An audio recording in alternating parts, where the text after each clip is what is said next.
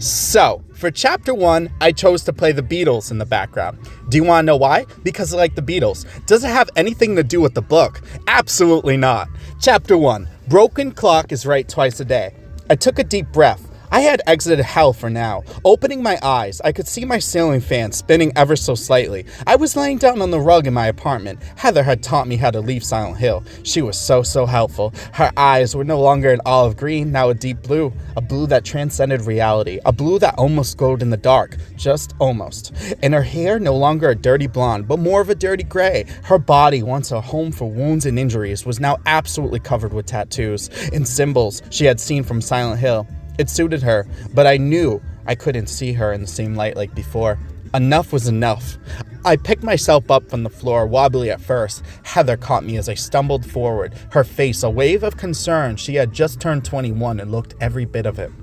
"You have got to stop this, Josh. You're killing yourself," she spoke, concern pouring out of her eyes. She had cheated, and with that being done, she had to be replaced. Her deception was a corrosive poison that insidiously infected the very fabric of our love, systematically destroying the intricate web of trust, intimacy, and affection that had been so painstakingly constructed, leaving in its wake a trail of devastation that forever altered the trajectory of my life, leaving me feeling irreparably tainted. I probably said that wrong. And forever changed by the experience. Getting my bearing together, I got myself dressed and decided to go anywhere that Heather was not. I didn't hate her, but what she did was inexcusable. Time was the healer of all pain. I knew it better than anyone else. Give it anything enough time, and trust me, the pain goes away. Tenfold, dare I say. I was a man on a mission. The mission was to forget everything I knew. I might have been in the land of the living, but I was in a world of my own. The fluorescent lights casted an unflattering glow over the cereal aisle, but they couldn't dim the natural radiance of the woman who had just bumped into me. Her dark hair, though styled simply, framed a face that was both delicate and strong. Her eyes, a deep, captivating brown, held a world of stories untold. Despite the baggy sweatshirt and jeans, her figure was undeniably graceful, a hint of athleticism beneath the casual attire. She had an effortless beauty, a kind of magnetism that drew you into without even trying. "Oh, sorry," she said, her voice a soft melody. "Didn't mean to bump into you."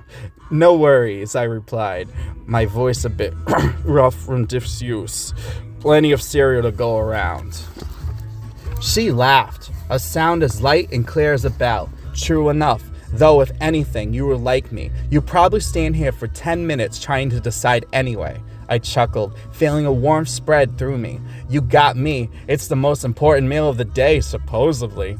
"Yeah, well, tell that to my sleep schedule," she said with a weary grin. "I'm Ellie, by the way." "Josh," I replied, feeling a flicker of something I hadn't felt in a long time. Hope. "So Josh," Ellie said, teaming against the shopping carts with an easy grace, "got any big plans for the rest of the day? Besides conquering the breakfast aisle, I mean." Her question caught me off guard. Plans? The concept seemed as foreign as a tropical beach in the middle of the sterile, fluorescent lit supermarket. "Not really," I admitted, running a hand through my hair, just figuring things out. "I mean, where did this woman get her rocks off to be so smooth and charming? You have to have a license for that, a degree for the School of Hard Knocks. Query, this woman was as smooth as eggnog on December 24th. A knowing look crossed Ellie's face, and for a moment I felt seen, like she understood the weight of those words, the uncertainty that clouded my future. "Heavy stuff," she said softly. "Well, if you ever want to talk about it over a coffee or something, feel free to say the word." She pushed her cart past me, then paused and looked back with a painful glint in her eyes. Though fair warning, I'm more of a tea person myself. I couldn't help but smile, Dolly noted. "Tea it is then." "All right then," she said with a grin. "I'll be seeing you around, Josh." "Yeah," I replied, my voice carrying a newfound lightness. "See you around, Ellie." As I watched her disappear down the aisle, a spark of warmth ignited within me. Maybe this chance encounter, this brief exchange amidst the cereal boxes was a sign. Maybe, just maybe, things were starting to look up. And maybe, just maybe, I'd buy some damn tea. The cereal aisle and counted, playing on repeat in my mind as I drove home, a tiny flicker of light in the otherwise bleak landscape of my thoughts, Ellie. Her name, her face, her eyes, her body, her easy smile. It was all stark contrast to the storm cloud that had settled over my apartment. I parked the car and trudged up the stairs, the weight of the past few days pressing on me. As I fumbled with my keys, the sound of rustling boxes and muffled curses drifted from inside. Right, Heather. I stepped into the apartment and found her surrounded by half-filled boxes, her normally dull, darkish gray hair pulled back in a messy bun. The sight of her belongings scattered across the floor, the evidence of our shattered life together, sent a fresh wave of pain through me. I knew it hurt her more, but I was allowed to give myself some grace. "Hey," I said softly, my voice catching in my throat. Heather looked up, her eyes rimmed and filled with a mixture of guilt and defiance. "You're back early," she mumbled, avoiding my gaze. "Isn't it funny you'll come across people in your whole life who will take up your entire world, and then the next day they're gone forever, and you're just supposed to be okay with it?" "Yeah," I replied, not sure what else to say. How many times before have I downed my sword and hugged the woman of my nightmares, cheating through that is unforgettable and unforgivable? Not unforgivable, actually. The air hung heavy with unspoken words, with the ghost of what we once had. "I'm almost done," she said, gesturing towards the boxes. "Just a few more things to pack." I nodded, my gaze drifting to a framed photo on the bookshelf. It was a picture of us from happier times, laughing and carefree on a beach vacation. Now it felt like a relic from a distant lifetime. "Josh," Heather began, her voice trembling, I'm so sorry." The apology, though long overdue, did little to smooth the ache in my chest. "I know," I whispered, the words heavy with resignation. A long silence stretched between us, punctured only to be by the rustling of packing tape and the occasional sniffle. Finally, Heather stood up, a box clutched awkwardly in her arms. I'll be out of your hair soon," she said, her voice barely above a whisper. I managed a weak smile. "Take care of yourself, Heather." And with that, she was gone, leaving me alone in the empty shell of what once was our home. The silence that followed was deafening, a stark reminder of everything I had lost. But as I sank on the couch, a single image flickered in my mind. Ellie, her kind words, her gentle smile, the offer of tea and conversation, a tiny seed of hope planted in the midst of despair. The apartment felt strangely hollow, the silence amplified by the lingering scent of Heather's perfume. I sat on the couch, the worn cushions offering little comfort. My mind was a whirlwind of thoughts, each one a sharp shard of pain. Heather's betrayal, the emptiness of the apartment, the looming uncertainty of the future. It all pressed down on me, suffocating me. And then there was Denise, Alyssa's aunt. Her gaunt face, her hollow eyes, the chilling warning that echoed from the depths of Silent Hill. Hell is real. Josh and Alyssa is there.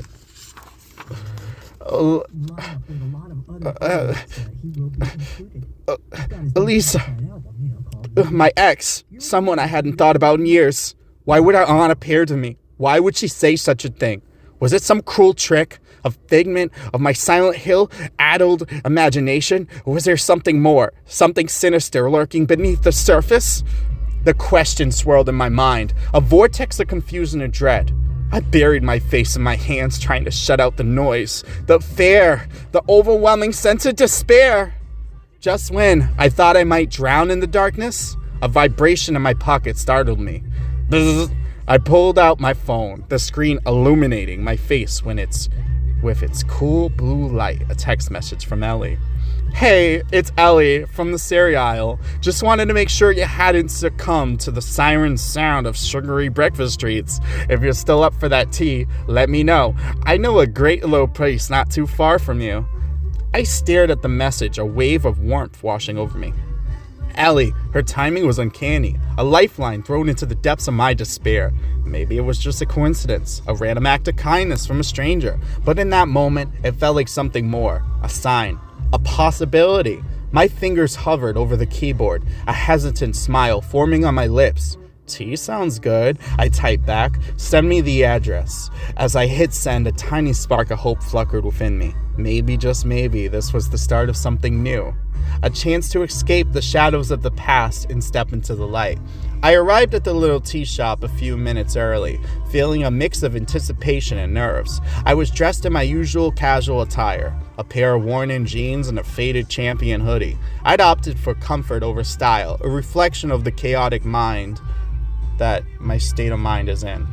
When Allie walked in, I almost didn't recognize her. The soft lighting of the tea shop accentuated her features, casting a warm glow on her skin. She wore a short red tank top that hugged her curves perfectly, paired with a pair of jeans that accentuated whatever that word is, her long, lean legs. Her hair, styled in loose waves, framed her face, and her eyes sparkled with a mischievous glint. "Josh," she greeted, her voice a soft melody. "You look different." I chuckled, a little embarrassed. Different how? Like how? Less disheveled? Okay, I said disheveled. That's not how you say it. It's disheveled. So I just had to look that up. Anyway, "Josh," she greeted, her voice a soft melody. "You look different." I chuckled, a little embarrassed. Different how? Like less disheveled? She laughed, her eyes crinkling at the corners. "Something like that. You cleaned up nice."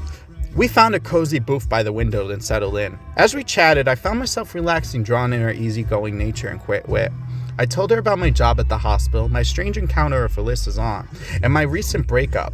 She listened intently, offering thoughtful responses and occasional words of encouragement. In turn, she shared stories about her work as a mental health specialist focusing on patients with schizophrenia. "It's a challenging field," she admitted, "but it's also incredibly rewarding. Helping people find their way back from the darkness, it's everything to me." I was impressed by her compassion and dedication. "You're a real hero, Ellie." I found it nearly humorous. Me calling Ellie a hero? She had no idea.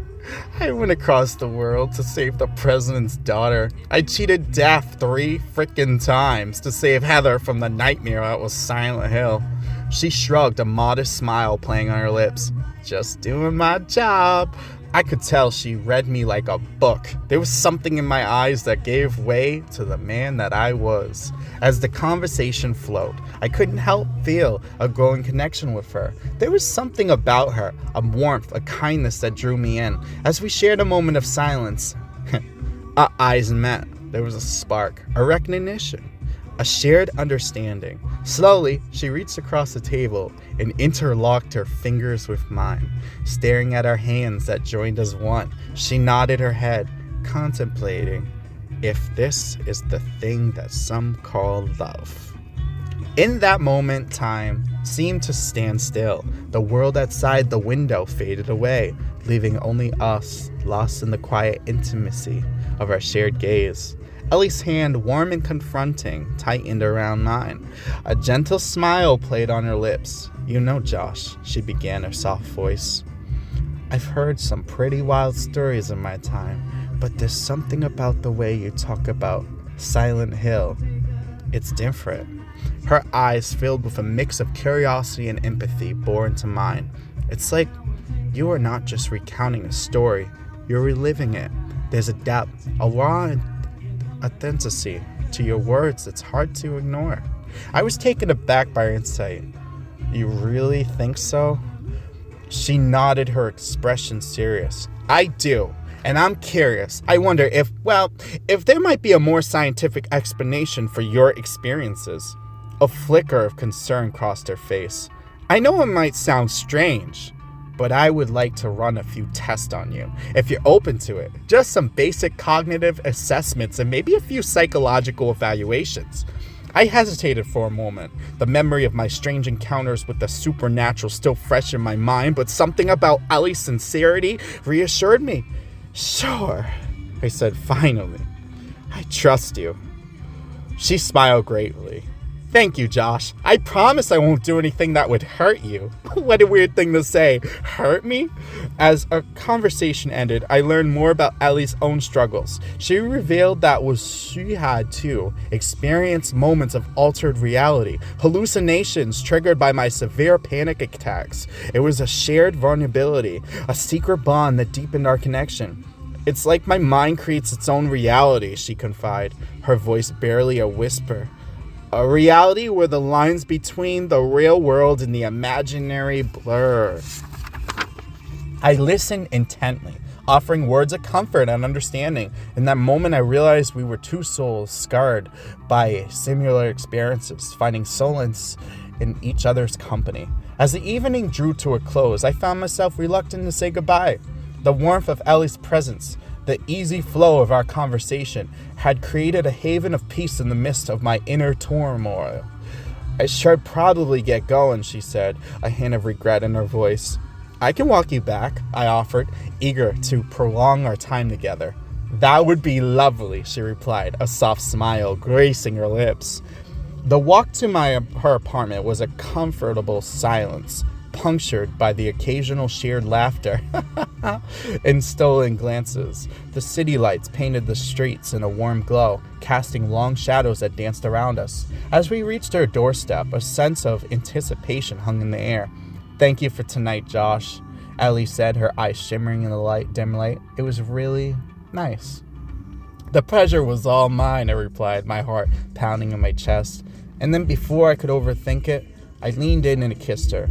It was a soft, tentative kiss, a question more than a statement, but Ellie responded with surprising fervor, her arms stretching, reaching up to encircle my neck.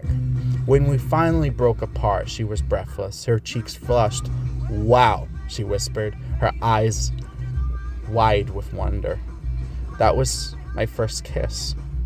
A wave of tenderness washed over me. I'm honored, I said, tucking a stray strand of hair behind her ear.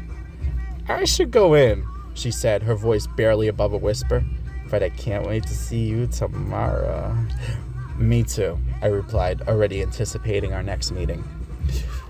We said our goodbyes, and I turned to walk home, my heart filled with a newfound lightness as I plugged in my earphones. The familiar melody of Welcome to My World by Jim Reeves filled my ears.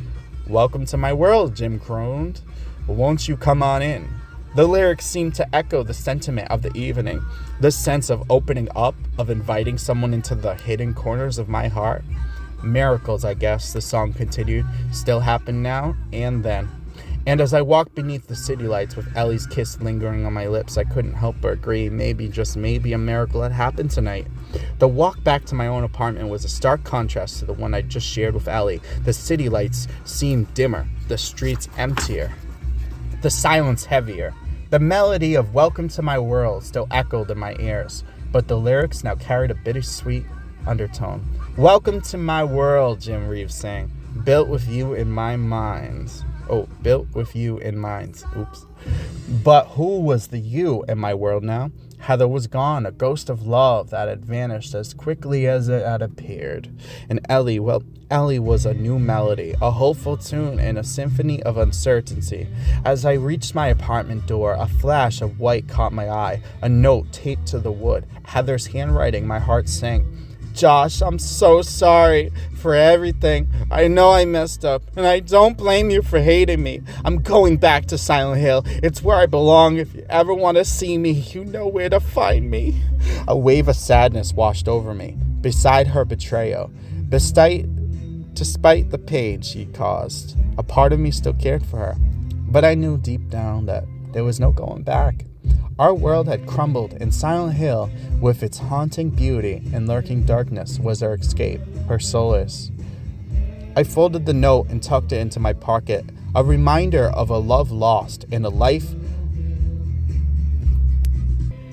irrevocably changed. But as I stepped into the empty apartment, my thoughts drifted back to Ellie, her smile, her laughter, the warmth of her hand in mine.